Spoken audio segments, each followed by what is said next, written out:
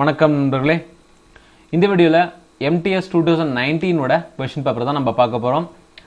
2nd August 2019 shift 3க்கான maths section தான் இந்த வீடியோவில் நம்ம பார்க்க போகிறோம்.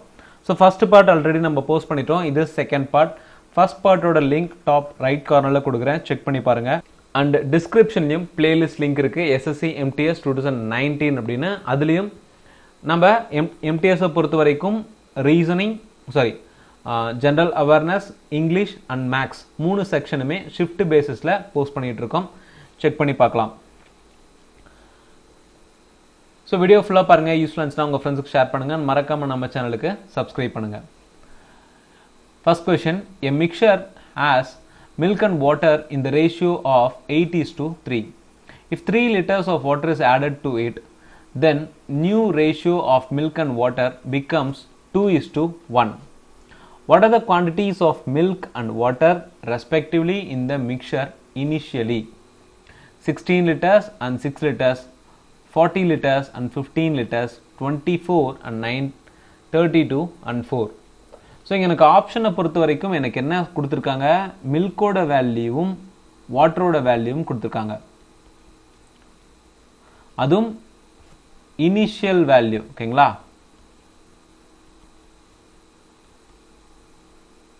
ஸோ இப்போ நான் எனக்கான இனிஷியல் ரேஷியோ அப்படின்னு பார்த்தோம்னா மில்க் வாட்டருக்கு 8:3 கொடுத்துருக்காங்க. அண்ட் தென் இந்த வாட்டரில் நான் 3 லிட்டர் ஆஃப் வாட்டரை அடிஷ்னலாக ஆட் பண்ணதுக்கப்புறம் என்னோட ஃபைனல் ரேஷியோ என்னவா மாறுது, 2:1 மாறுது. அப்போ எனக்கு வாட்டரில் தான் சேஞ்சே தவிர என்னோட மில்க் கண்டென்ட்டில் சேஞ்ச் இருக்கா? சேஞ்ச் இல்லை. ஸோ என்னோட மில்க் கண்டென்ட் எனக்கு இங்கேயும் 8 அப்படின்னு வரணும்னா நான் into 4 பண்ணிக்கலாம். அப்போ என்னோட ஃபைனல் ரேஷியோ அப்படிங்கிறது 8:4 மாறும்.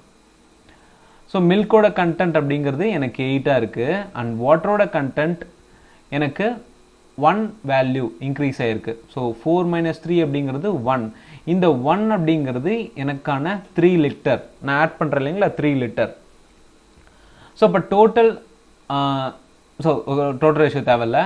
இங்கே நான் 8ங்கிறது என்னோட மில்க் கண்டென்ட். அப்போ 8 × 3 அப்படிங்கிறது மில்கோட வேல்யூவாக இருக்குமா? ஸோ எனக்கு 24 லிட்டர்ஸ் அண்ட் 3 × 3 9 லிட்டர்ஸ். இது என்னோட வாட்டரோட வேல்யூ. ஸோ ஆப்ஷனில் பார்த்தோம்னா 24 லிட்டர்ஸ் 9 லிட்டர்ஸ் இது என்னோட இனிஷியலாக இருக்கக்கூடிய மில்க் அண்ட் வாட்டரோட value.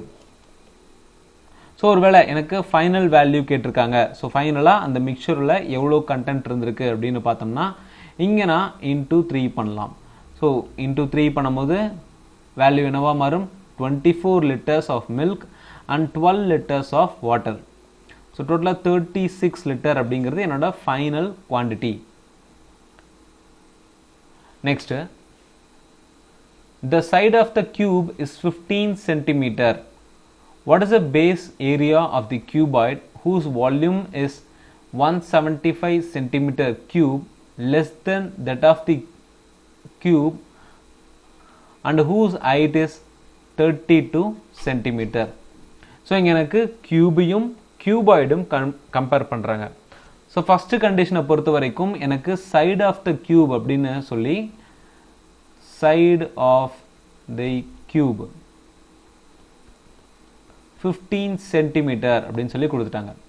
Next volume of cuboid. So volume of cuboid எனக்கு 175 centimetre cube. Volume of cuboid வந்து 175 centimetre cube less then that of the கியூபாக இருக்குன்னு சொல்லிட்டாங்க. அப்போ volume of cube equal to volume of cuboid equal to volume of cube minus 175. ஓகேங்களா? எனக்கு side of the cube தெரியும் 15 centimetre. Volume of the cube கண்டுபிடிக்கணும்னா 15 கியூபுங்களா? ஸோ இது ஏ கியூப் என்னோட volume of cube. So 15 cube value பார்த்தோம்னா 15 × 15 × 15. So 225 into 15, so 15 into 5, 5, 7 and 33. So volume of cube அப்படிங்கிறது எனக்கு 3375 minus 175 is equal to 3200 வரும். எனக்கு क्वेश्चनல பொறுத்த வரைக்கும் base area of the cuboid கேட்டிருக்காங்க.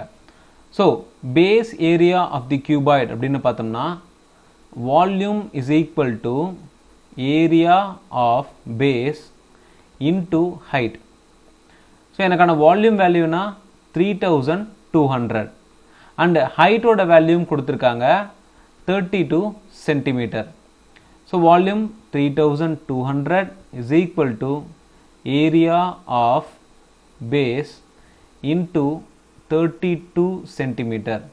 அப்ப area of base அப்படிங்கிறது எனக்கு 3200 by 32 and 100 centimeter square என்னோட area of the base of cuboid. Clear? So என்னோட answer 100 centimeter square.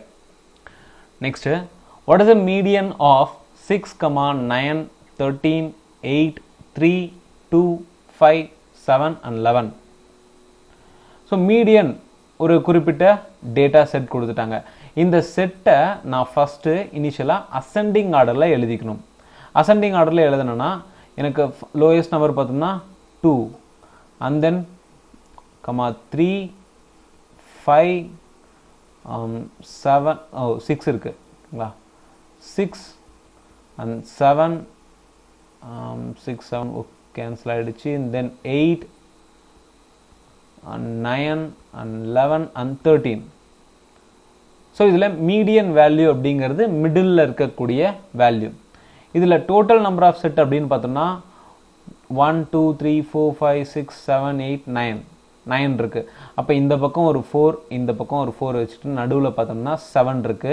எனக்கு இதுதான் middle order. So middle term அப்படின்னு பார்த்தோம்னா எனக்கு 7. அப்போ என்னோட மீடியனும் 7 தான். ஓகேங்களா? What is the smallest number which when increased by 5 is divisible by 12, 18, 30? 235, 165, 115, 175. So இங்கே ஸ்மாலஸ்ட் நம்பர் அப்படின்னு சொல்லி கொடுத்துட்டாங்க. அதனால நான் எல்சிஎம் ஆஃப் 12, 18, 30 கண்டுபிடிக்கிறேன். ஸோ எல்சிஎம் பார்த்தோம்னா 12க்கு பார்த்தோம்னா 2 2 3 வரும் அண்ட் 18 பொறுத்த வரைக்கும் 2 into 3 into 3 வரும் அண்ட் 30க்கு 2 into 5 into 3. ஸோ இப்போ எல்சிஎம் பார்த்தோம்னா எனக்கு 2 into 2 into 3 into 3 into 5. So இப்போ 4 9 into 5 45 into 4 180. ஸோ என்னோட எல்சிஎம் வேல்யூ அப்படிங்கிறது 180. இங்கே what is the smallest number which when increased by 5 அப்படின்னு சொல்லி கொடுத்துருக்காங்க. அப்போ நான் இதில் 180 minus 5 போட்டோம்னா எனக்கு 175ங்கிற வேல்யூ வருது. அப்போ என்னோட ஆன்சர் அப்படிங்கிறது 175. Okay, what is the value of 3 by 7 divided by 9 by 21 plus 2 minus 4 by 3 plus 1 by 2 of 12 by 5 into 25 by 18 divided by 5 by 9. So Bodmas principle program first bracket இருக்கா, bracket எனக்கு கிடையாது, ஆனால் of இருக்கு. So இந்த of வந்து 3 by 7 divided by 9 by 21 plus 2 minus 4 by 3 plus 1 by 2 into 12 by 5 into 25 by 18 divided by 5 by 9. So first இதை நான் solve பண்ணும். ஓகேங்களா? அப்போ எனக்கு 6 by 5 வருது into 25 by 18 divided by 5 by 9. So நான் இந்த டிவிஷனை கேன்சல் பண்ணுறதுக்கு இன்டூ 9/5 எழுதிக்கிறேன். ஓகேங்களா? And then 2 minus 4/3 plus 3/7 into 21/9. So 3 cancel, 3 and 3 and 1 varum, 1 plus and 6 minus 4 2/3 வருமா? addition அப்புறமேட்டு தான் subtraction வருங்க. ஓகேங்களா? 2 minus 4/3 plus இந்த பக்கம் டிவிஷன் ஃபுல்லாக நம்ம பார்க்கலாம். 2 வரும் and then 5 cancel and then 2 cancel 3. So 3 first addition பண்ணிடலாம். addition பண்ணோம்னா 6 minus 4/3 வரும் and then 18 minus 4 14/3. என்னோட ஆன்சர் 14/3. Okay. So BODMAS principle பிரகாரம் ஆர்டராக நீங்கள் போனீங்கன்னா ஈஸியாக ஆன்சர் வந்துடும். ஸோ எங்கேயுமே தப்பு பண்ணிடாதீங்க. ஓகேங்களா? இந்த சம் சால்வ் பண்ணும்போது எழுதி வச்சுக்கோங்க. எழுதிச்சுன்னா ஈஸியாக இருக்கும், கொஞ்சம் ஞாபகமாக இருக்கும். A boat can travel 60 km in 6 hours while going downstream. It can travel 90 km in 5 hours while going upstream. What is the ratio of the speed of the still water to the speed of the stream? So first எனக்கு downstreamல போகும்போது அந்த போட்டோட ஸ்பீடை நான் calculate பண்ண முடியுமா? அப்போ speed of boat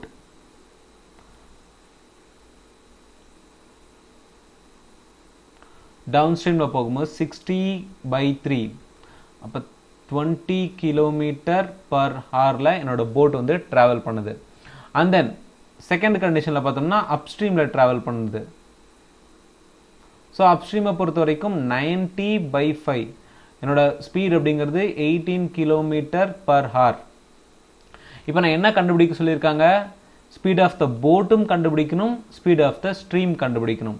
so speed of boat, speed of the boat பொறுத்த வரைக்கும் 1/2 20 plus 18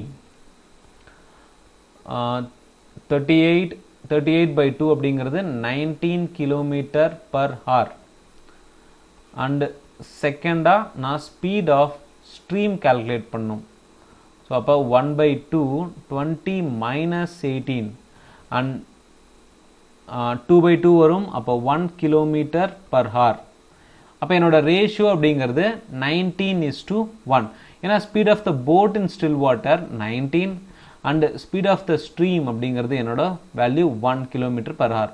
ஸோ 19:1 என்னோட answer. The ratio of monthly income of Ram and Rahim is 4:3. The ratio of their monthly expenditures is 3:2. If each saves 5,000 per month, then what are the respective monthly incomes of Ram and Rahim? So Ram, Rahim இவங்களோட income அப்படின்னு பார்த்தோம்னா 4:3 ரேஷியோவில் கொடுத்துருக்காங்க. And expenditure பொறுத்த வரைக்கும் 3:2. And savings ரெண்டு பேருமே 5,000 save பண்ணுறாங்க. ஸோ இந்த சம்மை பொறுத்த வரைக்கும் நார்மல் மெத்தடில் என்ன பண்ணுவோம்? நம்ம இன்கமுக்கு எக்ஸ்னு ஒரு வேல்யூ அஷ்யூம் பண்ணிக்குவோம், எக்ஸ்பெண்டிச்சருக்கு ஒய்னு ஒரு வேல்யூ அஷ்யூம் பண்ணிக்குவோம். ஸோ அஷ்யூம் பண்ணி 4x minus 3y is equal to 5,000 and 3x minus 2y is equal to 5,000 கண்டுபிடிச்சி நம்ம சால்வ் பண்ணுவோம். எனக்கு என்னோட சேவிங்ஸ் ஆனது ரெண்டுமே சேமாக இருக்குது.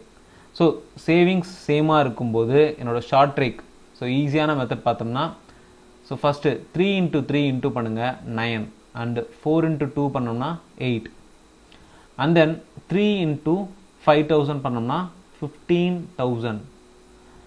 2 into 5,000 பண்ணால் எனக்கு 10,000. ஸோ இந்த ரெண்டு ரேஷியோட 9 8 minus 9 அப்படிங்கிறது 1 அண்ட் 15,000 மைனஸ் 10,000 அப்படிங்கிறது எனக்கு 5,000 வருமா? ஸோ அப்போ 1 ஈக்குவல் டு 5,000 ஓகேங்களா?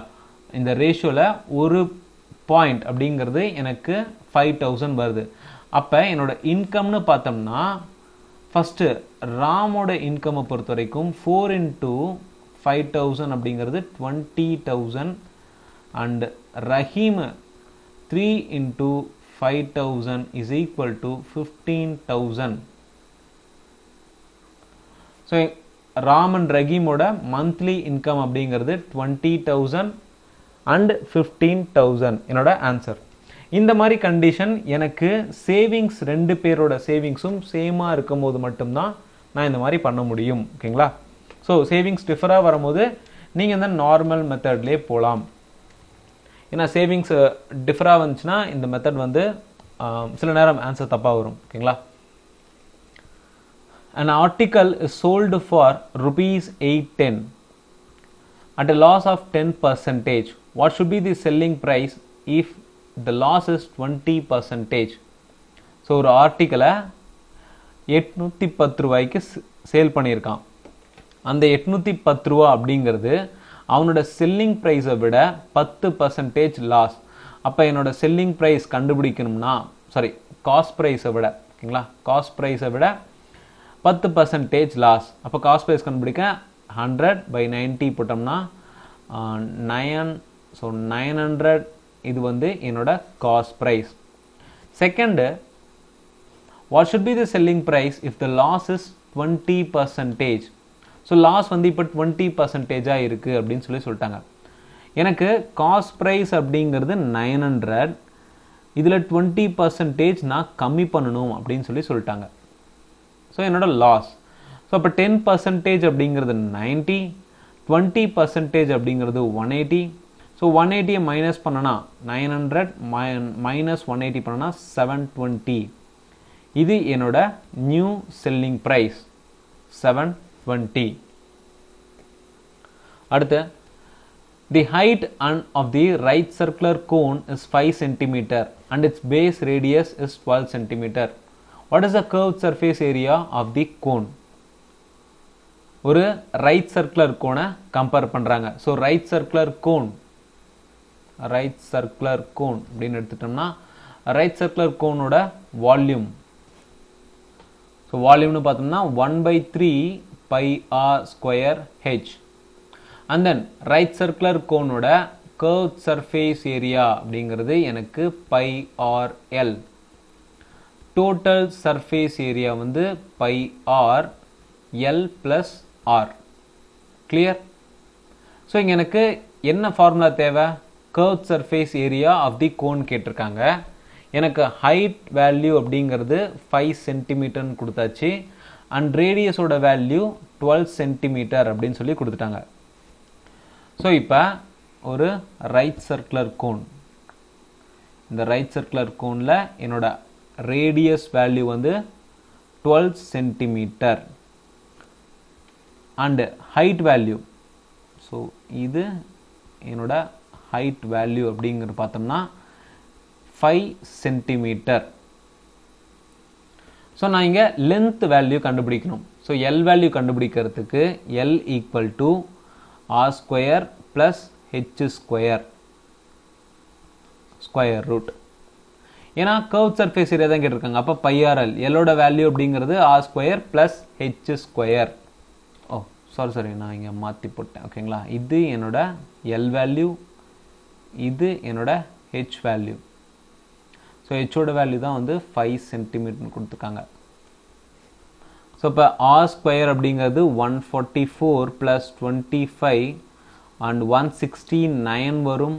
அண்டு ஸ்கொயர் ரூட் எடுத்தோன்னா என்னோட எல் வேல்யூ அப்படிங்கிறது 13 சென்டிமீட்டர்.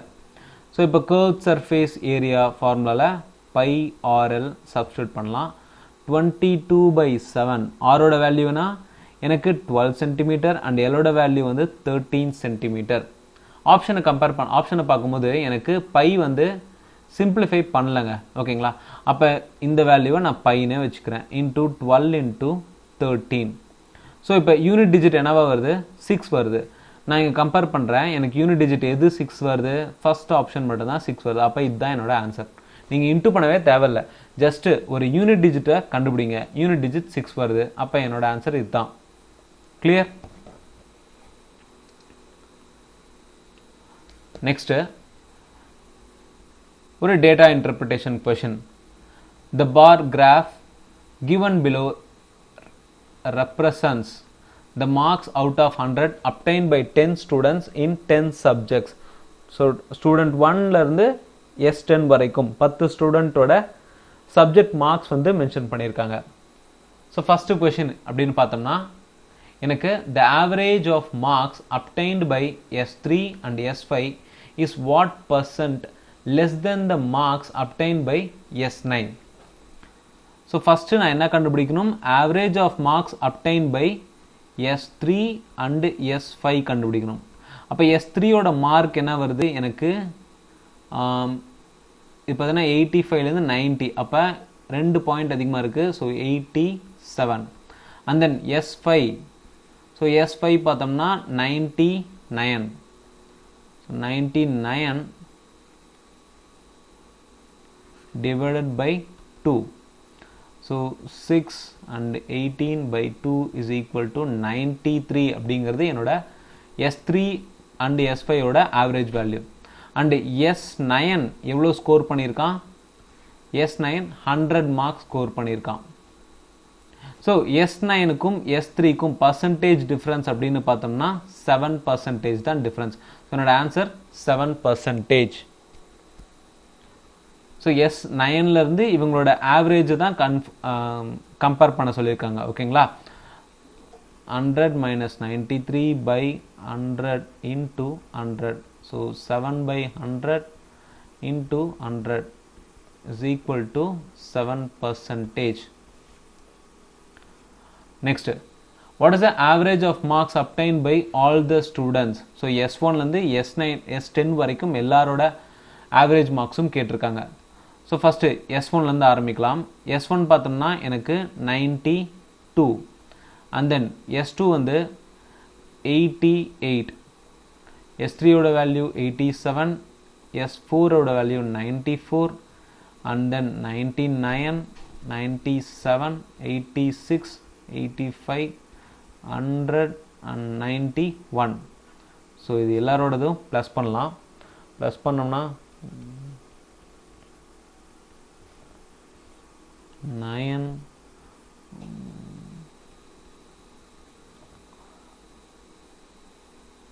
1 9.